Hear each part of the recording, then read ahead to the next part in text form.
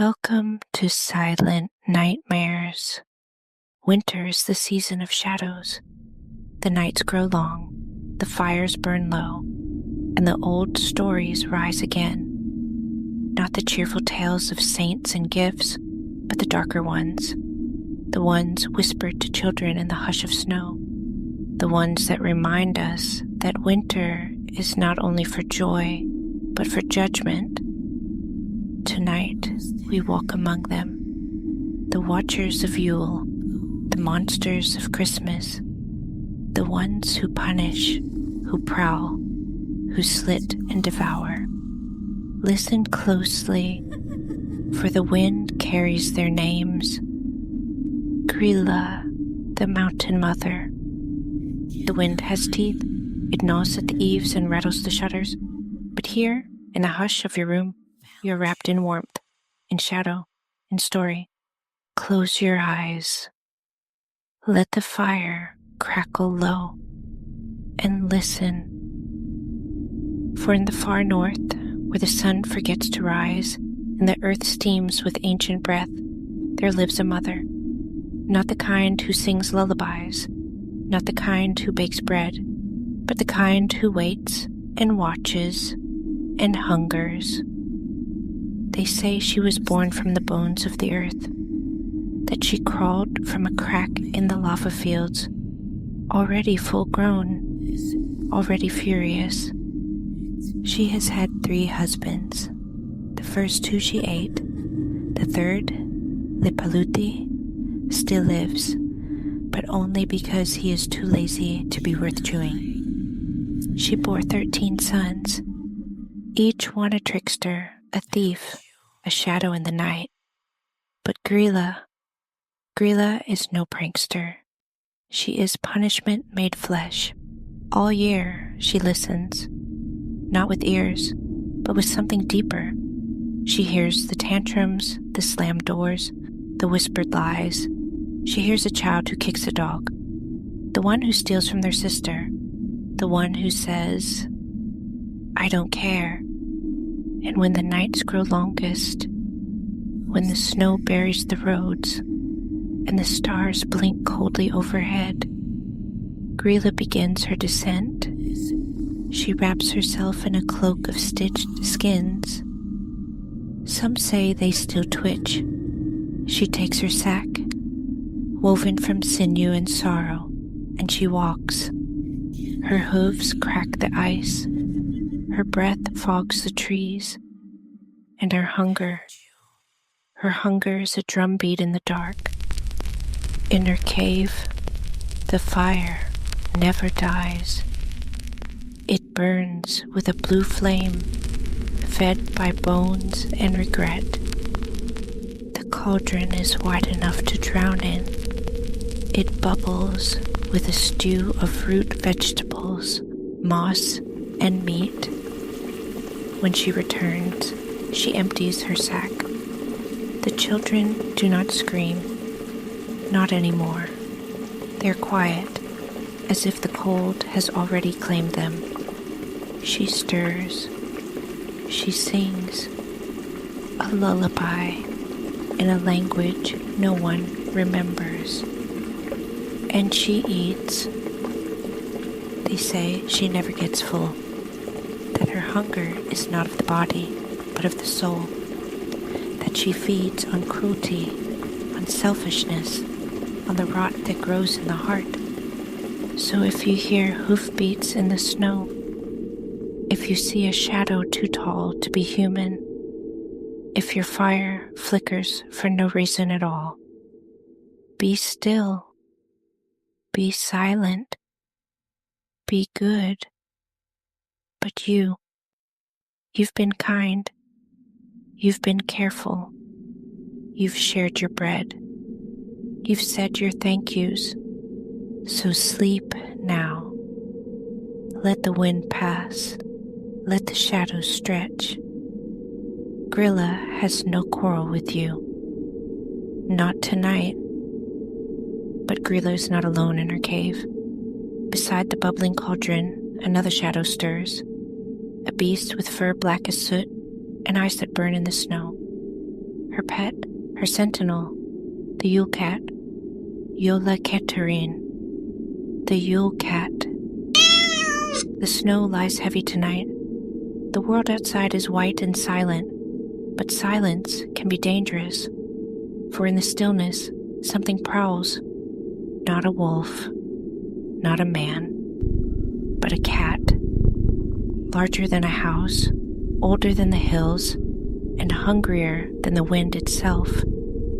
They call it Yule, the Yule cat, born of shadow, raised in the cave of Grýla.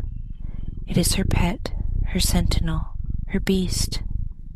Its fur is black as soot, its claws sharp as sides, and its eyes burn like lanterns in the snow.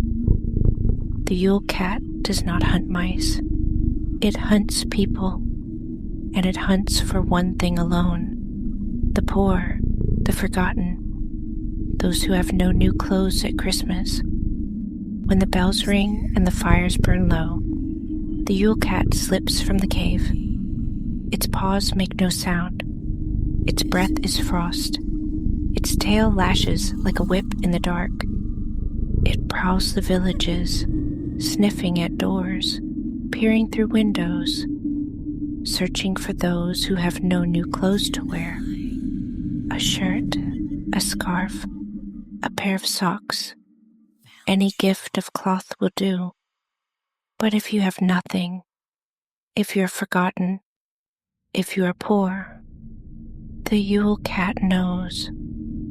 Its whiskers twitch, its claws scrape the snow, and with a leap as silent as falling ash, it pounces. The unlucky are dragged into the night, their cries muffled by the storm. No one dares follow, no one dares fight, for who can battle a beast the size of a barn, with eyes like burning moons? Back in Grýla's cave, the fire hisses, the cauldron bubbles, and the Yule cat feasts. Its teeth crack bones, its tongue laps blood, and when it is done, it curls beside the hearth, purring like thunder, waiting for the next night's hunt. So the people of Iceland learned. They gave clothes at Christmas, not for warmth, not for vanity, but for survival. A new pair of mittens, a scarf, a shirt, anything to keep the Yule cat away. And even now, they say the tradition lives, that gifts of clothing are not kindness, but protection. So sleep now, pull your blanket close, and remember, if you wake to glowing eyes at your window, if you hear claws scratching at the door, show the beast your new clothes, hold them tight, and pray it is enough. For the Yule cat is hungry, and hunger never sleeps. And yet, beyond Iceland's frozen fields, another figure walks the winter nights. Not a beast, but a woman veiled in shadow, her knife gleaming like ice. They call her Frau Perchta. Frau Perchta, the belly slitter. The snow is deep in the Alps. The bells of the villages are muffled, and the mountains loom like silent judges. But in the shadows, a woman walks. A woman with a face hidden by a veil, and a knife hidden in her hand. They call her Frau Perchta, the guardian of Yule, the punisher of the lazy, the belly splitter. Long ago, she was a goddess, a spirit of the harvest, a keeper of the hearth. But as the centuries turn, her kindness soured. Her name became a curse whispered in winter. Now she walks the 12 nights of Christmas, seeking those who have failed in their duties. The idle, the greedy, the ones who do not spin their flax, who do not keep their homes, who do not honor the season. She enters silently. Her veil drifts like smoke.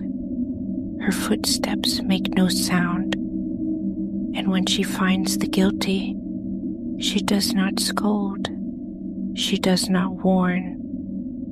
She takes her knife, sharp as ice, and slits their belly open. She pulls out the organs, the greed, the laziness, the rot, and she stuffs the hollow body with straw and stones, a puppet of punishment, a husk of what once was.